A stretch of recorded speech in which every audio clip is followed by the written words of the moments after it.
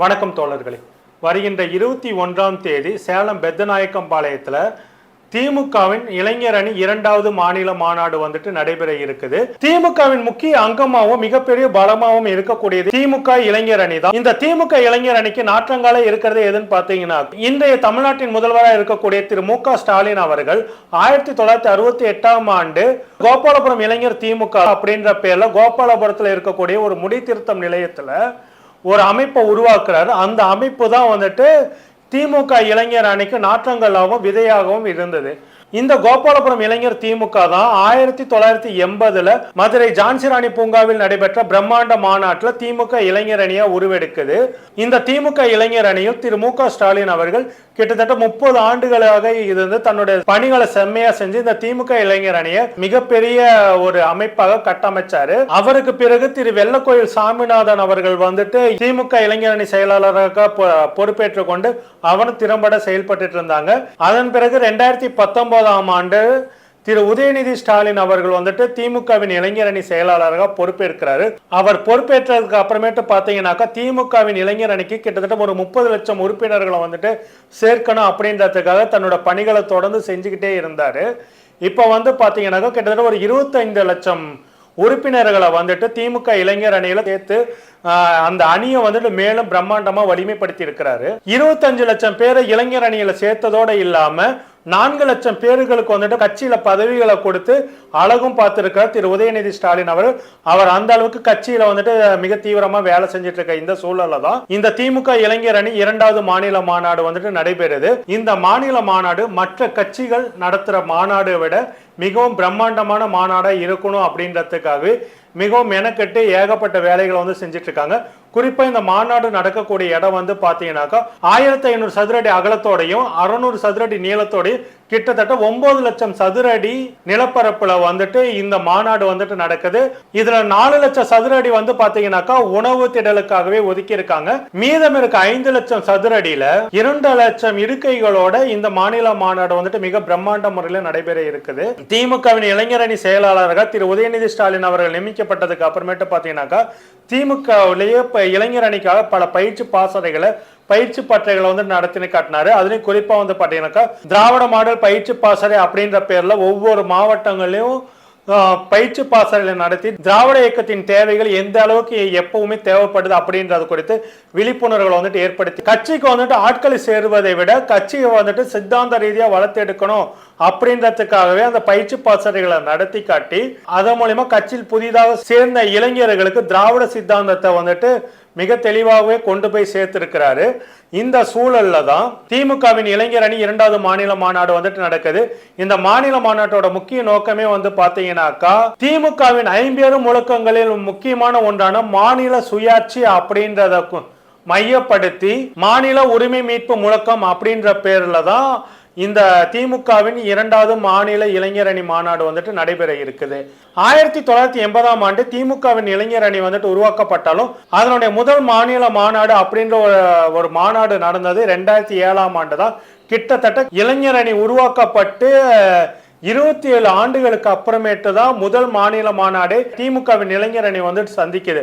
அப்ப விஜயகாந்த் அவர்கள் கட்சி ஆரம்பித்த சமயம் விஜயகாந்த் மட்டும் இல்ல, அவர் கூடவே நடிகர் சரத்குமார் அவர்கள், இன்னும் சில நடிகர்கள், இயக்குநர்கள், திரைத்துறை இயக்குநர்கள் அரசியல் கட்சிகளை துவங்கி வேலைகள் பார்த்துட்டு இருந்த சமயத்துல தான் திமுகவின் முதல் இளைஞர் அணி மாநில மாநாடு நடந்தது.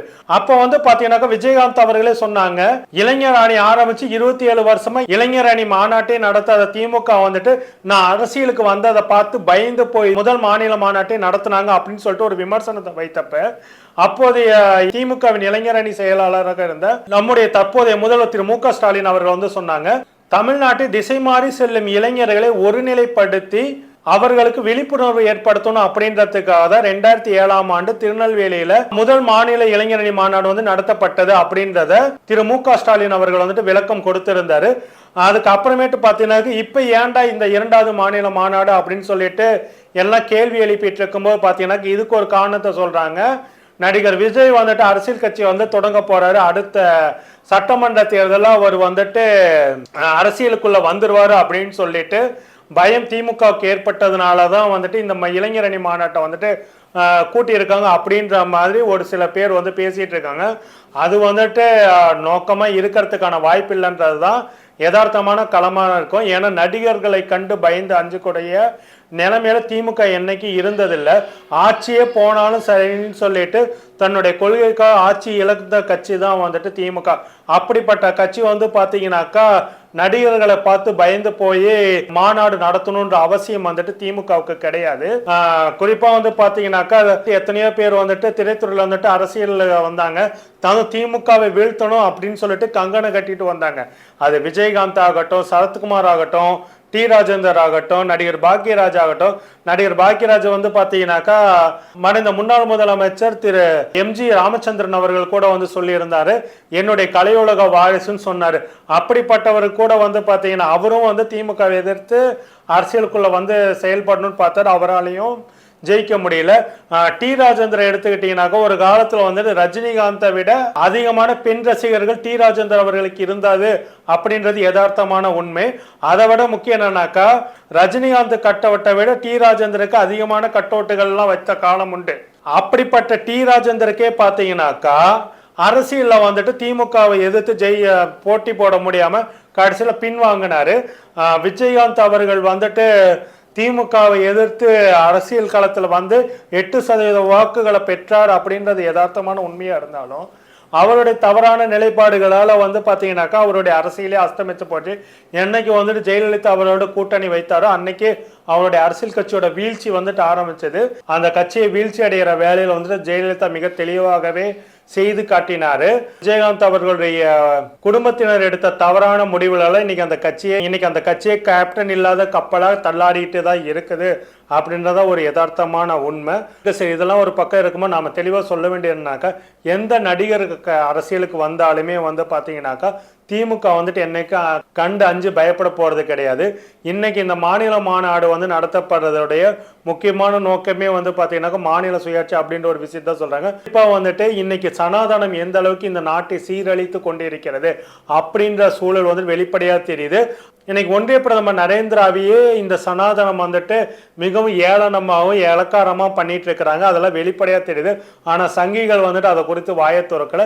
ஆனா இன்றைய சூழல்ல திமுக இளைஞரணி மாநாடு அந்த சனாதானத்துக்கும் பதிலடி கொடுக்கிற விதத்திலையும் சனாதானம் வந்துட்டு ஒரு பிரதமரை இழிவுபடுத்தும் போது உங்களையெல்லாம் எந்த அளவுக்கு இழிவுபடுத்தும் அப்படின்றத வெட்ட வெளிச்சமாக்கி காட்டப்போகுது அப்படின்றத அதுல பேசப்படக்கூடிய தலைப்புகள்ல இருந்து தெரிஞ்சுக்கலாம். மாநாட்டை முக்கியமான தீமே வந்து பாத்தீங்கன்னாக்கா மாநில உரிமை முழக்கம் அப்படின்ற பேர்ல திமுகவின் 50 முழக்கங்கள்லயே 5வது முழக்கமான மாநில சுயாட்சி அப்படின்றத மையப்படுத்தி தான் இந்த மாநில உரிமை மீட்பு முழக்கம் அப்படின்ற ஒரு விஷயத்தையே வந்துட்டு இவங்க உருவாக்கி இருக்கிறாங்க.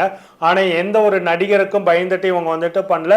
ஆனா வந்துட்டு சில ஊடகங்களும் சரி சில ஊடகவியலாளர்கள் கூட வந்து பாத்தீங்கன்னா விஜயோட அரசியலுக்கு பயந்து தான் திமுக வந்துட்டு இந்த இளைஞரணி மாநாட்டை நடத்துது அப்படின்ற மாதிரி ஒரு போலியான பிம்பத்தை ஒரு போலியான ஹைப்பை வந்துட்டு விஜய்க்கு உருவாக்கி கொடுக்கலான்னு முயற்சி பண்றாங்க.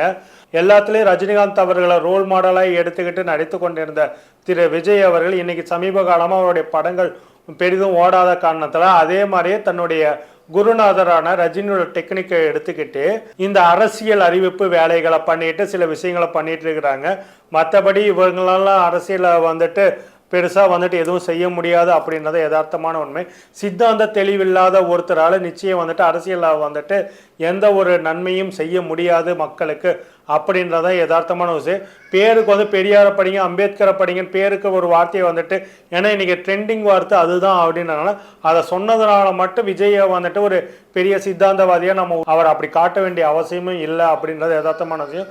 முதல்ல விஜய் அவர்கள் பெரியாரையும் அம்பேத்கரையும் படித்து கொண்டு வந்துட்டு அப்புறமேட்டு அவர் பேசட்டும். அவங்க என்ன பேசுனாங்க என்ன சொன்னாங்கன்ற விஜய் அவர்கள் படிச்சுட்டு வந்து பேசுனதுக்கு அப்புறம் தான் அவருக்கு அந்த சித்தாந்த புரிதல் இருக்குதான்றதே நமக்கு வந்து தெரியும். அதுக்கு முன்னாடி வந்துட்டு பேரை சொல்லிட்டு இவங்களை படிங்கன்னு சொல்றதெல்லாம் சும்மா ஒரு கண் தொடைப்பு, அது உதட்டளவு வார்த்தைகள் மட்டும்தான் அப்படின்றத யதார்த்தமா நம்ம பார்க்க வேண்டியிருக்குது.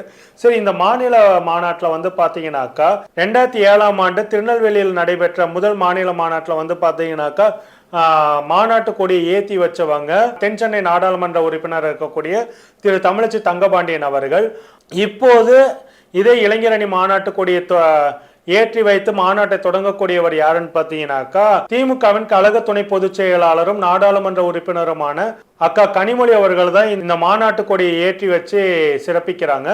அது மட்டும் இல்லாம இந்த மாநாட்டில் பேசக்கூடிய தலைப்புகள் பாத்தீங்கன்னாக்கா மாநில சுயாட்சியை எந்த அளவுக்கு வலியுறுத்தக்கூடியதா இருக்குது அப்படின்றது மிக தெளிவாகவே தெரியுது. நிச்சயம் இதுல பேசப்படுற கருத்துக்கள் இந்திய ஒன்றியத்தை ஆளக்கூடிய இந்த சனாதன பாஜகவிற்கு சம்மட்டி அடி குடிக்கும். அதாவது ஒட்டுமொத்த மாநிலங்களுடைய அதிகாரங்களை குறைத்து ஒன்றிய அரசு எல்லா அதிகாரத்தையும் எடுத்துக்கொள்ளக்கூடிய அளவுல அவங்க செயல்பட்டு இருக்காங்க இல்லைங்களா, அந்த அதிகார குவியலுக்கு எதிரான முழக்கமாக தான் இது இருக்கும் எதிர்பார்க்கலாம். இந்த மாநாட்டோட முதல் சிறப்பு தலைப்பே பாத்தீங்கன்னாக்கா இளைஞர் அணி கண்ட களங்கள் அப்படின்ற தலைப்புல அண்ணன் திருச்சி சிவா அவர்கள் பேசுறாரு. அதுக்கு அடுத்து பாத்தீங்கன்னா திராவிட மாடல் எல்லோருக்கும் எல்லாம் அப்படின்ற தலைப்புல அண்ணன் ஆர் ராசா அவர்கள் பேச இருக்கிறாரு. இந்திய ஒன்றியத்தை ஆளக்கூடிய பாஜக அரசு பாத்தீங்கன்னாக்கா ஒரு சிலருக்கே எல்லாம் அப்படின்றதான் வலியுறுத்தாங்க. திராவிட மாடல் எல்லோருக்கும் எல்லாம் அப்படின்ற ஒரு விஷயத்தை மையப்படுத்தி பேசிட்டு இருக்கிறாங்க. அதனால திராவிட மாடல் ஆட்சி ஏன் இந்திய முழுக்க தேவைன்றது மாதிரி தான் அவருடைய பேச்சு இருக்கும்ன்றதை நம்ம எதிர்பார்க்கலாம். அதுக்கு அடுத்து பாத்தீங்கன்னாக்கா இந்திய ஒன்றியத்தையே ஆளக்கூடிய பாஜக அரசு தங்கள் கட்சி ஆளக்கூடிய மாநிலங்களுக்கும் தங்களோட கூட்டணி கட்சிகள் ஆளக்கூடிய மாநிலங்களுக்கும் நிதிகளை வளமா அதிக அளவுல கேட்டதை விட அதிகமா அவங்க பங்கீட்டு செஞ்சு கொடுக்கறாங்க. ஆனா அவர்கள் ஆளாத மாநிலங்களுக்கு குறிப்பா தமிழ்நாடு போன்று அவர்களை சித்தாந்தமா எதிர்க்கக்கூடிய கட்சிகள் ஆளக்கூடிய மாநிலங்களுக்கு பாத்தீங்கன்னாக்கா நிதி பங்களிப்பில் ஒரு விதமான ஓரவஞ்சனை செஞ்சுட்டு இருக்காங்க இல்லைங்களா. இது குறித்து தமிழ்நாட்டின் நிதி அமைச்சர் திரு தங்கம் தென்னரசு அவர்கள் நிதித்துறையில் மாநில உரிமைகள் படிப்பு அப்படின்ற தலைப்புல பேச இருக்கிறாரு. அதுக்கப்புறமேட்டு மொழிப்போர்ல இந்தி திணிப்பு எதிர்ப்பை பத்தி திரு கம்பம் செல்வேந்திரன் அண்ணன் அவர்கள் பேச இருக்கிறாங்க. ஐயா சுபவீரபாண்டியன் அவர்கள் மாநில சுயாட்சி மத்தியில் கூட்டாட்சி அப்படின்றத திமுகவின் 50 முழக்கங்கள்ல முக்கிய முழக்கமான கடைசி முழக்கத்தையே தலைப்பாய் எடுத்துக்கொண்டு பேச இருக்கிறாரு. அப்புறமேட்டு அக்கா அருள்மொழி அவர்கள் திராவிடம் சொல்லும் மனித நேயம் அப்படின்ற தலைப்புல பேச இருக்கிறாங்க. இந்திய ஒன்றியத்தை ஆளக்கூடிய பாஜக அரசு ஆட்சிக்கு வந்த இந்த 9.25 ஆண்டுகள்ல இந்த சனாதனத்தை வெளியே ஊட்டி இந்தியா முழுக்க இல்லாம தமிழ்நாட்டுக்குள்ளே சில இளைஞர்கள் மத்தியில அந்த வன்மத்தை இது பண்ணி மனித நேயம் அப்படின்ற ஒரு விஷயத்தையே குறைச்சு வச்சிருக்கிறாங்க. அவர்களுக்குள்ள இருக்க மனித நேயத்தை கொல்லும் வேலை இந்த பாஜகவினர் குறிப்பா இந்த அண்ணாமலையெல்லாம் கட்சி தலைவர் ஆனதுக்கு அப்புறமேட்டு ஏகப்பட்ட வேலைகளை சேர்ந்து அந்த ஒரு விதமான வெறுப்புணர்ச்சியை இளைஞர்கள் மத்தியில் விதைச்சிட்டே இருக்காங்க. இதை மிக தெளிவாக வெளிச்சம் போட்டு காட்டக்கூடிய வகையில அக்கா அருள்மொழி அவருடைய பேச்சுக்கள் இருக்குன்னு எதிர்பார்க்கலாம்.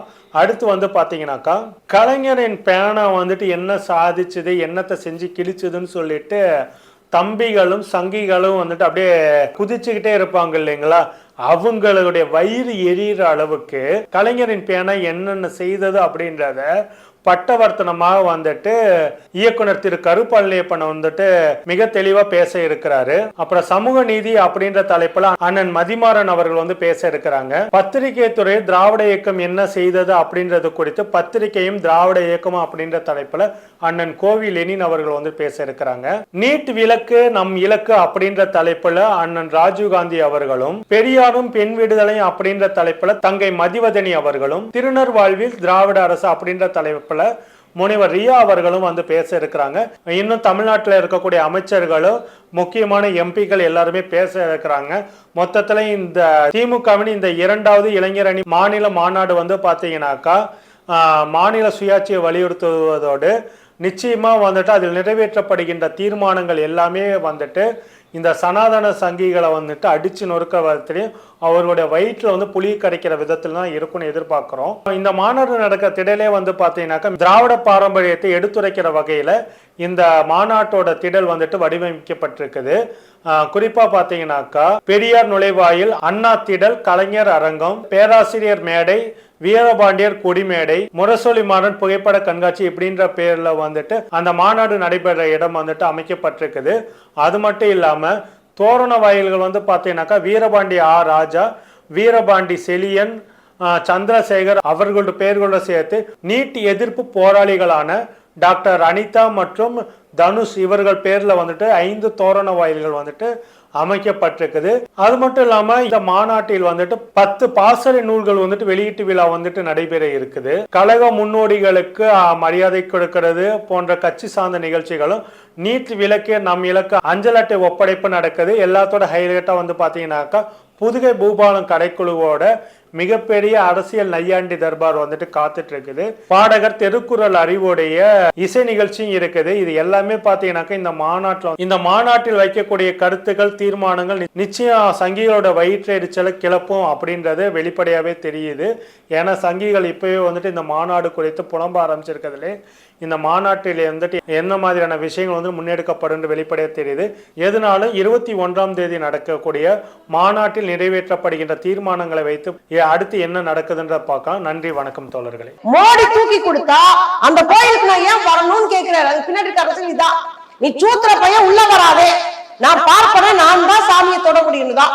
இப்ப சொல்லுங்க, சூத்திரன் சூத்திரன் சூத்திரன் உங்களை அடிச்சுட்டாங்கல்ல, இப்ப சொல்லுங்க, மனு தர்மம், வர்ணாசிரமம் இதெல்லாம் எவ்வளவு கொடூரமான சனாதனம் அப்படின்றது மோடியை வச்சு இன்னைக்கு இந்தியர்கள் புரிஞ்சுக்கணும்.